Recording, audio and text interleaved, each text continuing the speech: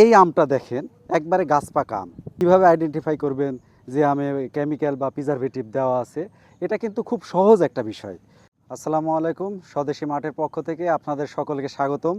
এখন আমরা একটা শিক্ষণীয় বিষয়, আপনারা এই মধু মাসে যে ফলের রাজা যে আম খেয়ে থাকেন, কিন্তু আমাদের অধিকাংশ আমপ্রেমীরা আসলে আম সম্পর্কে মানে একটু কম জানে যে আমটা আসলে কিভাবে সংরক্ষণ করা, কিভাবে খাওয়া, বা আমটা আপনি কিভাবে চিনবেন যে এটা কেমিক্যাল মুক্ত বা প্রিজারভেটিভ মুক্ত, বা কিভাবে আইডেন্টিফাই করবেন যে আমে কেমিক্যাল বা প্রিজারভেটিভ দেওয়া আছে।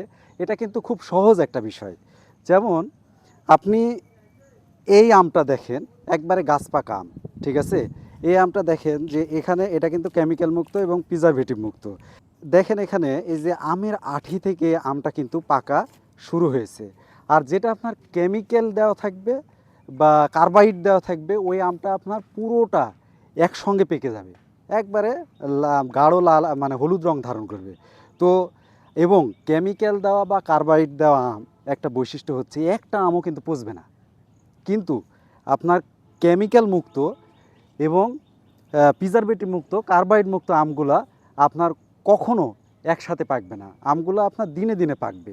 দেখা যাচ্ছে যে 5 কেজি আম নিলেন, প্রথমে 4-5টা দিয়ে পাকা শুরু হবে, তারপরে এইভাবে দিনে দিনে আপনার পাকতে থাকবে। কিন্তু কার্বাইড এবং কেমিক্যাল দিলে এই আমটা 24 ঘন্টার মধ্যে সবগুলো একসাথে পেকে যাবে।